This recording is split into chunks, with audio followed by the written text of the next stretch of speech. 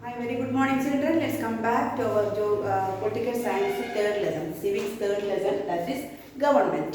Yes, we have touched that area in the last class itself, so listen very carefully. So, which are the areas that we are going to cover in this lesson? There are mainly three areas you have to cover. First one, it is two types of government that we have discussed in the last class, I believe, right? Okay, two types of government, two kinds of government that is found to be there in the worldwide. And next one, it is three levels of government in India. Three levels of government. And last one, it is vote for women. Vote for women. Let's go deeply to this area. Are you ready? Okay. Listen very carefully. Which are the two kinds of government we can discuss first? Which are the two kinds of government that were discussed in the last class itself? Can you tell me how many types of government are there? Two types of government are there. One is monarchy. Next one it is democracy. So these are the two kinds of government. One is monarchy, one is democracy. Democracy and monarchy. These are the two types of government. We can go deeply through these areas now. What is democracy? In the last class we were discussing about or we were talking about Abraham Lincoln, maybe the most famous president of America, United States of America, Abraham Lincoln. This Abraham Lincoln was famous for abolishing slavery from the nation. Slavery means some people were considered as slaves, not only slaves, just below the rank of animals. They were always supposed to support or to serve the people in the upper strata, and they were working hard, but remuneration was very low. They were not considered as even human beings. So that system slavery prevailed in throughout the world at that time. Anyway, in America it was stopped. It was abolished by the great president of America called Abraham Lincoln. This Lincoln was proposing a fine definition for democracy. Do you know that? We were talking about that last day, and we were all together telling that term loudly also. Do you remember that? Yes. Democracy is very simple. Democracy is the rule of the people, by the people, and for the people. Once again. Democracy is the rule of the people, by the people, and for the people. What is the meaning? So, everywhere it is mentioned people means civilians or citizens or adults. People here means the people who are living in that territory. The adults. It is the rule of the people. It is the rule of the people. It is the rule by the people itself. The rule is activated or enacted or implemented through the people itself. And all the rules, all the policies, all important decisions are for the people. For the people here means for the welfare of the people, for the well-being of the people. That is a fine definition proposed by Abraham Lincoln, the great American president. So the meaning, very vast meaning it is having. Because in this democracy there will be a government. But that government, a peculiar group of people who are assigned the duty of ruling over, controlling over a territory.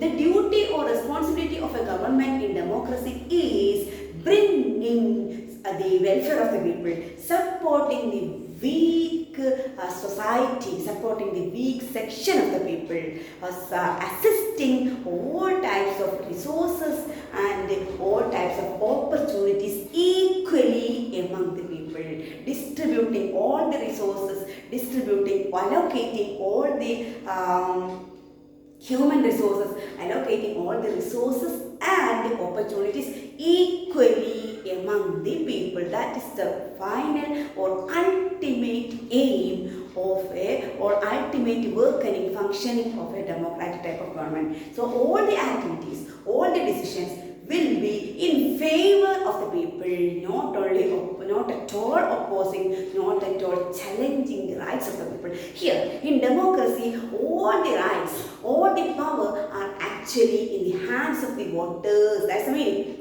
Actually, all the power will be in the hands of the voters. It is for the voters. It is for the people. It is for the well-being of the people that government will be doing every type of activities, supporting them, assisting them, collecting resources for them, distributing all types of resources for the people. That is the meaning of democracy. And can I ask you one thing now? Do you advocate this system, democracy, or do you oppose this? Tell me. Yes, definitely we will be supporting this. The meaning will be even more vivid meaning can be given or can be there by discussing the second type of government, that is monarchy. What is the word meaning of monarchy? Monarch means, tell me what is the meaning of monarchy in English. I know you might have studied this word monarch. Monarch is the king sitting in a throne with full every type of facilities, leading a luxurious life. This monarch or king can support the people, cannot also support the people. There's a possibility because all the power will be in the hands of this king himself. King himself or herself, queen herself or king himself will be taking all the decisions. In the case of democracy, where the power will be in the hands of all the people, but in the case of monarchy, all the power, all the rights, all the rules are passed, all the activities are done, all the functioning will be controlled by the king. That is the main difference. And the major difference is coming in the questioning. You know that all governments should support the weak section of the people. All government's responsibility will be bringing the welfare of the people, look after their well-being, support the maximum, especially poor people who may be poor in wealth, may be poor in education, may be poor in health facilities, may be poor in their lifestyle, etc., etc. Government should be a supporting hand. But in the case of monarch can support. It's optional. In case a monarch is not ready to support the people, naturally the people, voters will be, or the public will be in a problem. A great issue will be there. Because it is optional. The power is in the hands of his only or her only.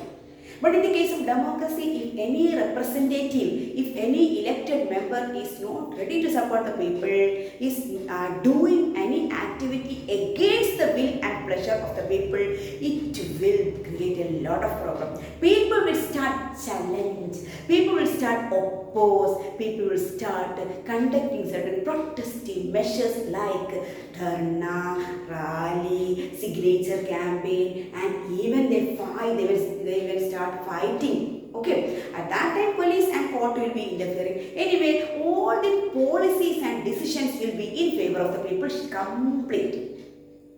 In case an elected member is working against the will and pressure of the people, is not supposed to be doing any activities against the poor people, he will be questioned.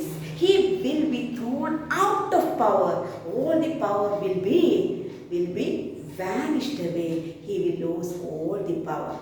Because it is these people who were electing this person. That's why. That is the full responsibility of bringing welfare of the people is the final motto, final aim, final goal of a democratic type of government. Got it? So now can I ask you dearly, which type of government do you support? Come on. Definitely, exactly, it will be democracy. So these are the two types of government. In one case, full power will be in the hands of the people. In one case, full power will be in the hands of the ruler only. And in case of a monarchy type of government, in case one monarch is not ready to support the people, at that time suffering class of the people may start, in case they are starting challenging or opposing or questioning these decisions, at that time he will be sometimes losing his life itself. There is no promise, no guarantee of life and belonging of the people. will be supported by the government. But in the case of democracy, it is the full responsibility, complete responsibility of the government to safeguard the life as well as the belongings of the people. What is the meaning of belongings? Wealth. Okay, so this is the difference between democracy and monarchy. Got it? Next area is 3 levels of government. Which are the 3 levels of government? We can go through. Ready? Getting relaxed. We can go through. There are 3 levels of government in India. They are union level, state level, and local level. Union level, state level, and local level. In the coming chapters, we will be studying about the local level only. In 7th standard, you will be learning about the state level, and in 8th standard, you will be, inshallah, learning about union government. So these are the 3 levels of government. Local government means panchayat level. Now the panchayat election is going on now. Yes, that propagation etc. is going on now. Anyway, 3 levels of local government itself is the panchayat level, then block level, and district level. Anyway, these are all the 3 are local level, and above local level there is state level, and above all there is union or central government. Who is the Prime Minister of India? Yes, Narendra Modi. So this is in this local level. And another one is state level. Yes, in the state level there is a government working or functioning under the leadership or under the initiation of a chief minister, who is the present chief minister of Kerala, Pinarayi Vijayan. And in central level or union level there will be a government official, supreme, first citizen of India will be Indian president, and in the state level also there will be government employee without any support, without coming into power, without in the banner of any political party. That is the state level, it is governor. In union level it is, yes, president of India. Anyway, these are the 3 levels of government, and which are the powers under this level, and we can write up the class today. Ready? Okay. In the union level, which are the responsible, which are the sections of the union government? We can check it out. There are many areas we have to discuss. Anyway, we can consolidate with the 3 points only. First one, it is the relations with foreign countries. In case a dispute is happening in between India and China is happening nowadays itself. Okay, yes, these disputes are handled not by state government, not by local government. All these disputes are being handled by whom, you know? Yes, by union government or central government. Got it? Okay. And in case of any disputes are happening, and the relation also, friendly relation also can be there. Some pacts are being signed. Some treaties are being signed. All these areas with the all the type of relation with foreign countries will be under the control of union government or central government or Delhi government. No, Delhi is central government. Yes, okay. Next one, introduction of new currency notes. That's another example. Many examples are there. Introduction of new currency will be under the full responsibility of union government only. No state government, no local government will have any authority in introducing any new currency in India. It will be under the full supreme power of this union government. Next one is trade. All the policies regarding trade, yes, it will be under the supreme power of union government. Then we can go to which are the areas that are handled by state government, right? Ready? Okay. State government. That is the disputes in between the states is also handled by union government. Okay. So they are the dispute between the states.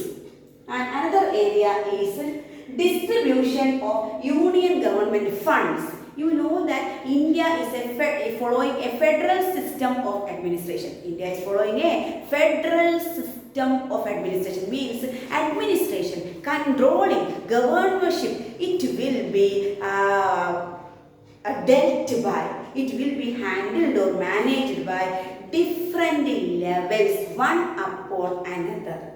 Yes, in the bottom level, and upon that bottom level another body will be there, and upon that body another body will be there. At last there will be Supreme Court to finalize all the disputes. Anyway, this type of federal system, all the power will not be in the hands of a few. It will be distributed among many bodies. That's what a federal system.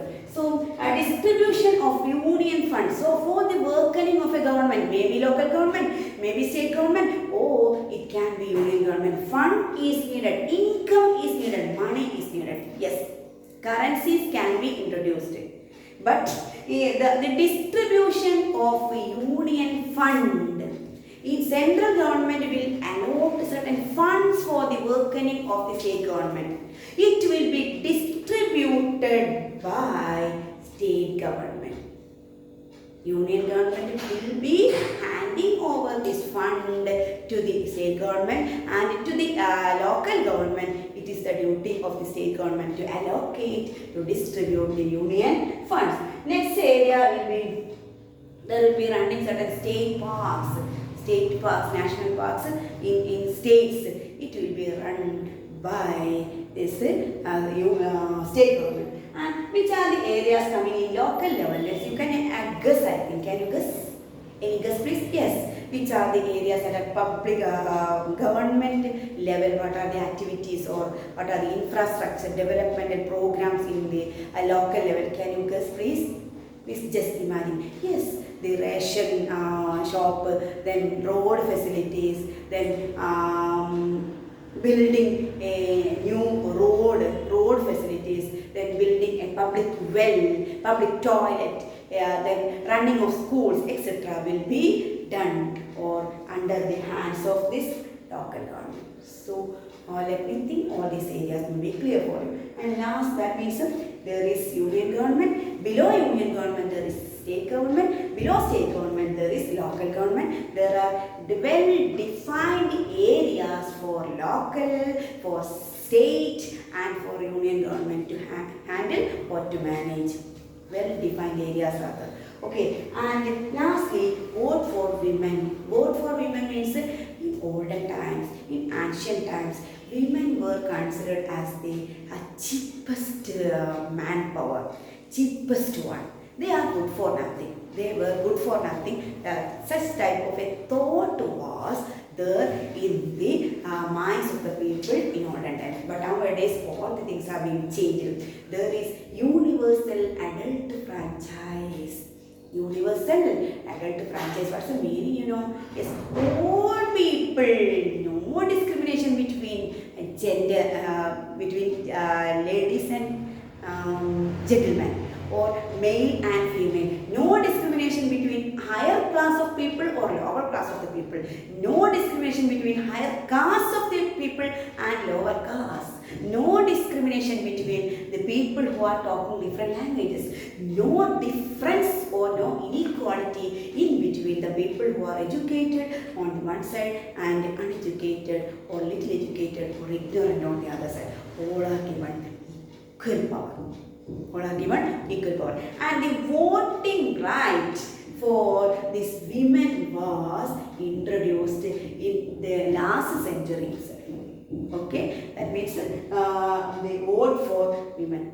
It was first of all started in European countries. At last, it was now in present India. There is equal voting power for all women, coming from different area, coming from different social status, coming from different economic status. Anyway, all are given equal power for voting. But this is actually, voting power is actually not only a right, it is actually a duty also. So getting an opportunity towards our duty to vote is our right to vote. Please, maximum we can utilize it in this coming election. So thank you so much for hearing me. Okay, we will be going to 2 types of government, 3 levels of government, their areas and vote for women. Clear? Okay. Feel free to contact me for clearing your doubts. Thank you so much. Goodbye.